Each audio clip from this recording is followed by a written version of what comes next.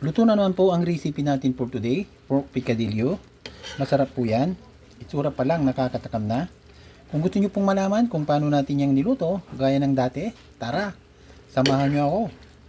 Magluto na tayo. Yan, nagisa na po yung bawang at saka sibuyas. Ilagyan na po natin yung ating giniling. Yan, bagong giling po yan. Yan, nipos-nipos natin.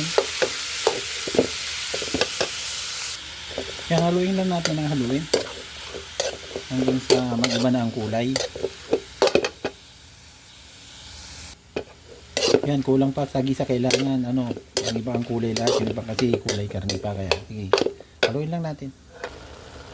Yan, okay na po yung pagkagisa, no? Pwede na po natin lagyan ng mga ingredients yan. Ito po yung ating pork picadillo pala yung niluluto natin. Lagyan na po natin ng tomato sauce, kalahati ng 250 grams, yan, para masarap. Yan, okay na po yan. Yan, tapos lagyan na natin ng konting soy. Tansyameter po ang sukatan natin, hindi po tayo sanay sa may sukat-sukat kasi. Mahirap kasing pag-aralan yun. Iba-iba kasi yung lasa ng mga meat natin. Kaya, tansyameter na lang, mas maganda pa po. Yan. Naglagay pala ako ng oyster sauce, yung isang sa silang, ganyan lang po. Lagyan na rin natin ng pamintang durog. Yan, okay na po yan. Yan, haluin na natin. Ilagay na natin lahat ng ingredients.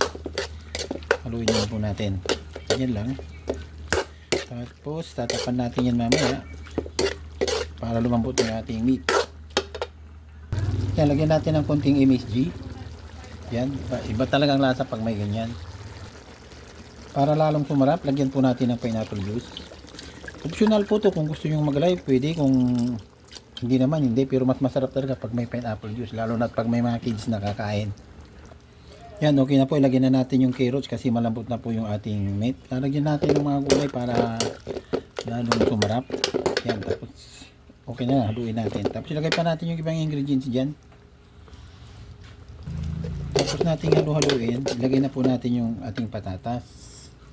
Yan, ilagay na po natin yan. Tapos, siyempre, haluin natin ulit para magsama-sama sila dyan. Sabay-sabay na po maluluto.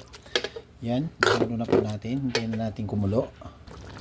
Yan, haluin natin paminsan-minsan para pantay pagkaluto ng mga patatas sa carrots. Paminsan-minsan haluin natin bago sila maluto. Lagyan po natin ng konting ketchup para lalong sumarap. Kunti lang yan. Yan, pampalasa lang po yan. Tapos, haluin natin. Hindi kumukulo na. Hintayin na lang natin maluto yung carrots sa patatas. Pwede na sana ito. Yun na lang po hintayin natin maluto.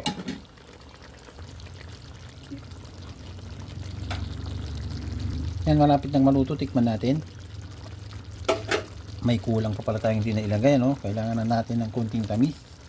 Lagyan natin ng brown sugar. Ay, white pala. Bakit lagyan white yun? Yan, yung konting ganun lang. Pwede na yan. Tapos pasip-sipin lang natin yan. Malapit nang maluto ito. Ilagay na po natin yung ating bell pepper. Optional po yan, kung wala okay lang. Pero mayroon ako kaya nilagay ko. Pangpalasa at saka pangpabango rin yan. Yan, mikos natin. Yan, pwede na po yan. Pero may ilalagay pa po tayo para masarap na talaga. Luto na po yan, okay na yan. Lagyan na natin yung ating itlog ng pugo para maporma siya. Para po pagkadilyo, yan po yan. Yan po ilalagay natin. Yan, okay na po yung ating pork picadillo. Doon sa mga umabot sa tulo na nanood, sana may natutunan kayo at sana hindi kayo magsawa na manunood kasi hindi rin tayo magsasawa magluluto para sa inyo. So, ano pang hinihintay nyo? Tara, samahan nyo ako. Kain na tayo. Yan, luto na naman po